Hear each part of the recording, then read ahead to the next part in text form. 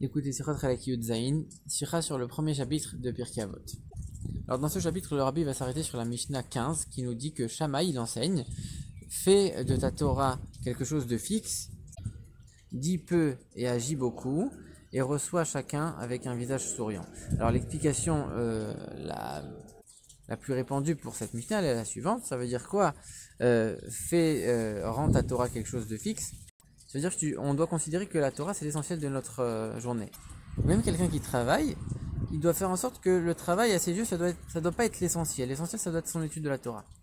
Fais peu et agis beaucoup, ça veut dire que quand on promet quelque chose, il faut promettre peu, mais par contre, après, quand on va accomplir cette promesse, il faut le faire de manière plus large. On donne l'exemple d'Abraham qui avait promis à ses invités du pain et qui leur a donné finalement même un veau entier. Enfin, reçois chacun avec le sourire. Quand tu reçois des invités, il ne faut pas les recevoir avec la tête baissée, une mine attristée, ça c'est normal. Alors on sait que, comme on l'a dit la semaine dernière, les Pirkei Avot c'est là pour nous enseigner des choses de piété, des mesures qui vont au-delà de la loi stricte. Et ici, a priori, il n'y a que des choses qu'on connaît déjà ou des choses qui sont logiques, des choses qui sont obligées déjà par la Torah. Fais de ta Torah quelque chose de fixe, ça la Torah elle nous le dit déjà. Les Chachamim l'ont fixé en tant que halakha. Il y a plein de versets et de paroles de nos sages qui vont déjà dans ce sens, de nous obliger à faire ça. Donc en quoi c'est quelque chose de plus? Pareil, quand tu promets quelque chose de petit de peur de ne pas accomplir ta promesse. Ça c'est un passage dans la Torah qui dit tu dois pas profaner ta parole. Et recevoir tout le monde avec un visage souriant, pareil, c'est logique. On doit aimer notre prochain comme nous-mêmes, comme c'est écrit dans la Torah. Et c'est écrit aussi qu'on doit faire Tov ve'ayashar, c'est-à-dire qu'en vérité on doit faire plus que ce que la Torah elle nous demande dans certains cas avec notre prochain. Ça c'est un verset de la Torah aussi. Donc finalement, qu'est-ce qu'on vient nous apprendre ici? En tout cas, quoi de plus que ce que la Torah nous dit déjà? Alors, les questions que le Rabbi pose, elles sont les suivantes. Déjà, quel est le rapport entre ces trois parties de la Mishnah? Si on nous dit que Shammai a dit tout ça, alors que Shammai il a dit beaucoup plus que ça, il a dit plein de choses Shammai. Mais si on nous rapporte ces trois phrases ensemble, c'est forcément qu'elles ont un lien. Deuxième question, pourquoi on ne rapporte pas la fin de la phrase où on nous dit fais de ta Torah quelque chose de fixe et de ton travail quelque chose de provisoire? Pourquoi on nous ramène uniquement la Torah quelque chose de fixe, on ne ramène pas la fin de la phrase? Et troisième question, encore une fois, comme Rabbi pose souvent dans Pirkei Avot, en quoi c'est important de savoir que c'est Shammai qui a enseigné cela? En quoi c'est lié avec Shammai et le nom même de Shammai? Alors maintenant le Rabbi va expliquer tout ça. Et avant d'expliquer, il précise qu'en vérité on sait que dans la Torah il y a toujours plusieurs manières d'expliquer, plusieurs commentaires, plusieurs commentateurs. Et il arrive parfois que les commentaires soient complètement contradictoires, mais tant que c'est des commentaires qui respectent les règles d'analyse de la Torah qui sont faits par des grands de la Torah. Alors c'est sûr que ça fait partie de la Torah, c'est partie intégrante et c'est une des 70 facettes de la Torah.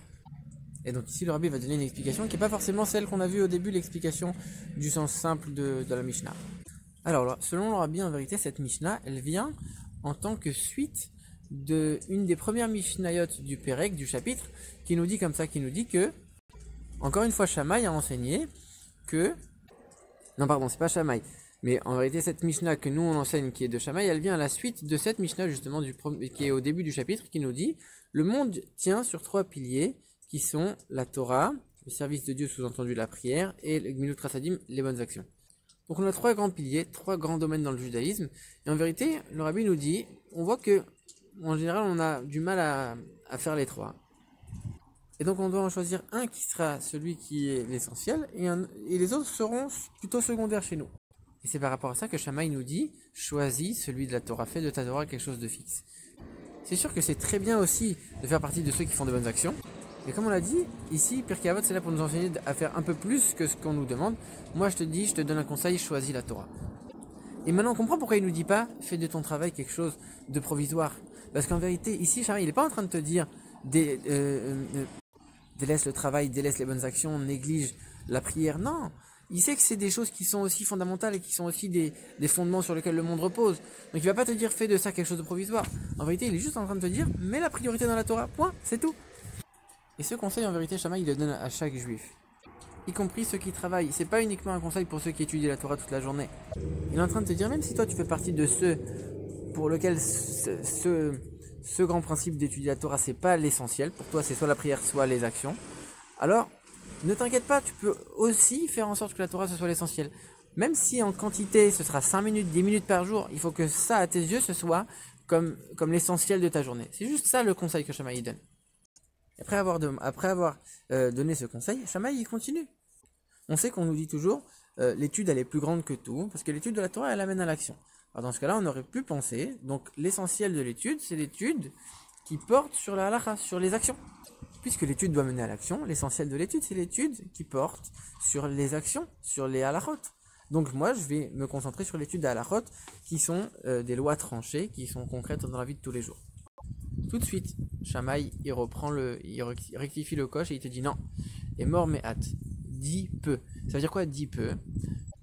Toutes les halachot, les lois que tu vas déduire de ton étude, ne les dis pas aussi vite, dis-en peu. En vérité, l'essentiel de l'étude, ça doit être une étude qui est complètement consacrée à Dieu, qui est complètement désintéressée. C'est pas uniquement une étude qui est pour déduire des halachot et des lois concrètes. Ça doit être une étude pour Dieu. C'est pas l'essentiel de l'étude de connaître l'action concrète. Il faut étudier pour Dieu. Alors à ce moment-là, on pourrait dire, ok, d'accord, dans ce cas-là, si tu me dis ça, ça veut dire que l'action elle est pas si importante que ça. Si l'action elle est pas si importante que ça, je vais me concentrer sur l'étude et je vais pas forcément faire les actions comme il faut, pas forcément me concentrer sur les mitzvot. Et c'est pour ça que Shammai il continue en disant non.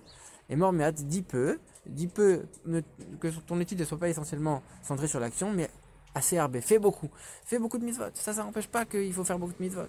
Et le plus de mitzvot tu feras, le mieux ce sera. L'un n'empêche pas l'autre. Alors à ce moment-là, il y a une autre question qui se pose. En effet, on sait très bien que l'intellect de l'homme il peut l'utiliser tout seul. Ça veut dire que l'intellect de l'homme, il est fait pour lui et lui seul. Un homme, il peut penser, il peut réfléchir sans forcément avoir de contact avec un monde extérieur. Alors que les sentiments, c'est en général lié aux autres, lié à autrui. Quand on craint quelqu'un, quand on aime quelqu'un, quand on a une relation sociale, c'est-à-dire que les sentiments, en général, ils sont liés à quelque chose qu'on veut exprimer de manière un peu plus extérieure, donc c'est un peu plus lié aux autres. Alors que l'intellect, justement, des fois même pour comprendre et pour s'approfondir sur un sujet, on a besoin de s'isoler, d'être un peu seul. Alors ici, quand Shammai il vient et te dit, fais de ta Torah quelque chose de fixe, on pourrait dire, mais en vérité, ça veut dire que pour que ma Torah soit vraiment intégrée, et comme on l'a dit en plus, je dois étudier l'Ishma, je dois étudier complètement pour Dieu et m'approfondir dans la Torah, alors je vais m'isoler, je vais rester tout seul. Et les seules relations que je vais avoir, c'est quand je vais devoir enseigner, quand je vais devoir faire des conférences, etc. Et par contre, avoir une relation avec d'autres personnes qui m'apportent rien, pas forcément. Et Shammai, il vient et te dit, reçois chaque juif, peu importe qui il est, peu importe d'où il vient, peu importe c'est quoi son niveau, avec joie, avec un visage souriant. Ça veut dire que même quelqu'un qui va pas t'apporter dans ta Torah, pas t'apporter dans ton service de Dieu, tu dois le recevoir sans faire d'autres calculs. Tu dois pas t'isoler sous prétexte que l'essentiel dans ta vie c'est la Torah et que tu as fait de ça l'essentiel de ta vie. Alors à ce moment-là, la question qui se pose, c'est comment réussir à faire tout ça. Tu me demandes de faire que la Torah soit l'essentiel de ma vie. Et tu me demandes de faire en sorte que je dois étudier, mais étudier complètement l'Ishma, et que le peu de halachot que je vais faire pour trancher, ça doit être vraiment pas forcément l'essentiel. L'essentiel de l'étude, c'est à 100% pour Dieu. Après, tu me demandes, mais malgré tout, j'aurais pu penser que je dois m'isoler. Non, en fait, je dois aller recevoir les autres, etc., et avoir un contact avec le monde extérieur. Comment c'est possible de faire tout ça? A priori, c'est impossible. Après, tu me dis, assez herbé, fais plein de mitzvot. A priori, on a l'impression qu'un homme normal, il peut pas réussir à tout faire. Alors, c'est pour ça que le rabbi nous dit, on voit que la racine du nom Shammai, Sham et Sam, c'est la même lettre en hébreu, ça vient du mot Asamochotav, celui qui place ses chemins méticuleusement, celui qui fait attention et qui calcule tout. Quand tu vas prendre conscience de toutes les forces que Dieu t'a données, que tu vas calculer exactement et que tu vas être un peu plus organisé, tu vas voir que finalement, bien sûr que tu as les forces. Et tu vas appliquer et utiliser, investir ces forces pour les utiliser comme il se doit. Maintenant, quand on regarde les choses de manière un peu plus profonde, on voit un point commun entre ces trois parties de la Mishnah. On nous dit, fais de ta Torah quelque chose de fixe. Comme on a expliqué, c'est pas forcément pour avoir un lien avec l'action, c'est l'étude en tant que telle pour Dieu et sans aucun autre but que Dieu. Après, on nous dit, fais beaucoup. Fais beaucoup, pourquoi? Alors, on sait très bien que la Mishnah aussi, elle nous dit, celui qui étudie que la Torah et qui fait pas de mitzvot, alors même sa Torah, c'est pas une Torah. Quelqu'un qui va faire les mitzvot en se disant, je fais un peu de mitzvot comme ça, ma Torah, elle est une vraie Torah. Donc, quelque part, il fait les mitzvot, mais c'est un peu intéressé. Il fait les mitzvot, mais pour avoir plus de hatzlacha, de réussite dans son étude.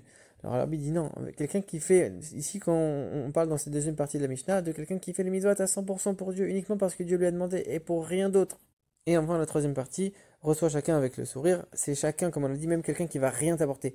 Et même quelqu'un que, grâce à lui, tu vas même pas accomplir la mitzvah de faire de la bonté. Quelqu'un qui a même pas besoin de bonté, même pas besoin de recevoir. Mais toi, par le fait que tu vas le recevoir de manière souriante, tu le fais uniquement parce que c'est de manière désintéressée. Il n'y a pas d'autre arrière-pensée. Tu le fais pas pour gagner une mitzvah, gagner un mérite. Tu le fais uniquement parce que Dieu il a demandé de le faire et parce que la Mishnah t'a demandé de le faire. C'est ça qu'on a dit au début, les mesures de piété, de faire un peu plus que ce que la Torah demande. Et quand ces trois parties elles sont accomplies de cette manière, on voit à quel point Dieu et le peuple juif c'est une seule et même chose. De la même manière que Dieu c'est pas un moyen pour quelque chose d'autre, Dieu c'est une fin en soi. On voit que le peuple juif ici il fait ces trois choses-là comme des fins en soi.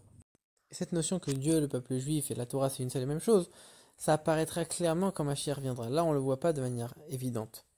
Et c'est pour ça que nous, on a plusieurs générations. Il y a des générations où l'essentiel du travail, c'est de se consacrer à la Torah. La majorité des juifs, ils se consacrent à la Torah. Il y a d'autres générations comme la nôtre, où l'essentiel, c'est de se consacrer à l'action, aux bonnes actions, au travail, etc.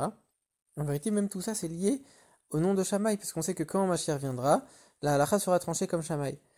Et donc on verra le point d'union, le point de vérité qui unit chaque chose, un peu comme dans ces trois parties de la Mishnah, et comme on sait que tous les dévoilements de l'époque de Mashiach dépendent de notre travail aujourd'hui, alors on doit appliquer ces trois parties de la Mishnah comme Shammai nous le demande et de la manière qu'on vient d'expliquer. De la même manière que nous, on accueillera les gens avec un visage souriant, alors Dieu nous accueillera avec un visage souriant en nous amenant à la venue de Mashiach.